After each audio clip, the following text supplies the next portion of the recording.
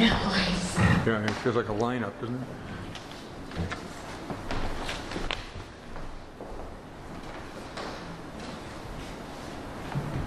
I think it's my height with the lights. Like I can't see. Hi. First one I'm going to read is Paper Dreams. In some strait of existence, we mourn the blue jay against a radiant sky. Tear on a grandmother's coffin, where majesty of orchestra dies. The leftover body in pockets of clover, condemned to silence.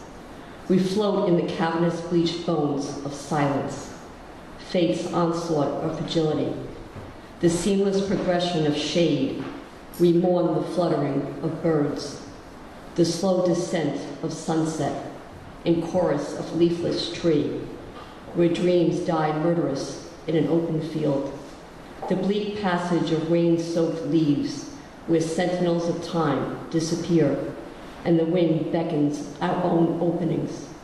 We bite our way into the morning of wounded night, the softness of silk flattened against the wind.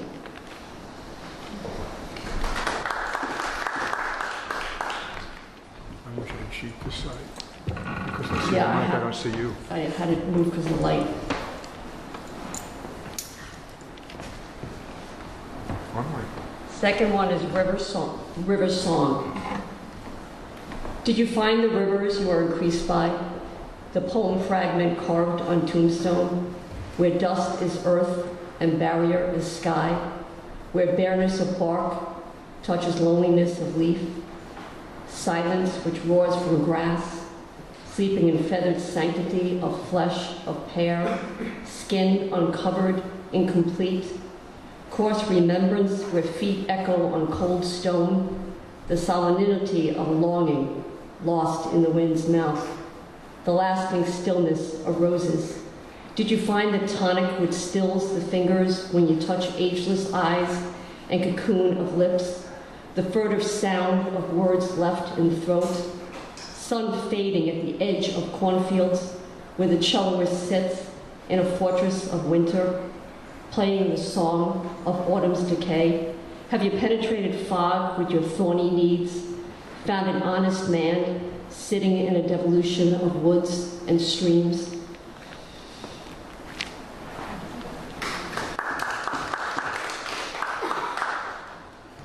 This is called Discarded Runes. Discarded runes breed a universe, a bird frantic to find the path of forest, the protection of home. A father's chance at rest, denied by weakened feet. A mother's gray hair with dust, the unevenness of sidewalks, the woods in winter. We glance back at the ordinary years. We praise the journey through open doors of churches. Our eyes cry the torment of our neighbors. Nothing is that simple anymore. We clothe ourselves in blankets. We search for the door of heaven, the blue wings of butterfly which dance before our eyes. The fortress of time presses hard against us. We leave our children a world they never wanted, to shovel black dirt from ditches, fingers extolling sadness, eyes mourning leafless branches. Dust paints the beginning of a certain end, in the fields where lambs stand together. The forbidden stillness of stone, through lips which defy the murmur of muted tongues. As we climb through the colors of autumn across the wounded and paralyzed, children are dying in the shade of our delusions, images which rise like swans in dreams, the dust thrown up by the wheels of the farmer's tractor. As our hands fall open, holding nothing, we dream the empty hands of giants. Trees wind their knotted branch along pebbled walks, negotiating our surrender to darkness. How can one not weep the spillage of suffering? How can one not weep for birds, for poverty, injustice? However inglorious, how can we not allow our ears to rehearse the just heard sound of the fluting of birds devoid of song, the absence of sunlight across the wing of lemon butterflies, shadows of untimed sound, smearing delusive totality of what we as a society have become.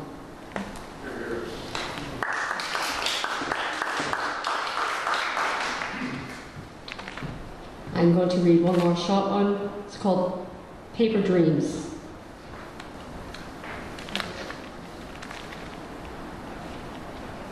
Mornings enter tongue of open flesh.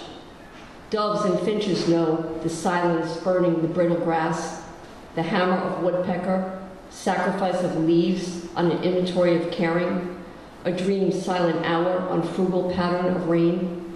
Reread the leprosy of leaves streaked with red, hummingbird's heartbreak hidden in branch, above the redness of tulips, the iridescent butterfly listening to the prolonged call of the raven, the sadness of our hands, the bitter thoughts which come then disappear, the voyage of the blind against whimpering blades of half-frozen grass.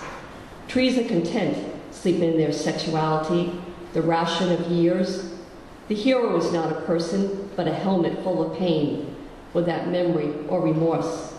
Love cannot afford an entering of morning, slow embrace of night's longing, blind windows behind lace coils of harmony, graceful fingers petitioning the air, open mouths drawing tongues, bodies lifting their curtains, exposed, and the years they will heal, and the chestnut tree grows.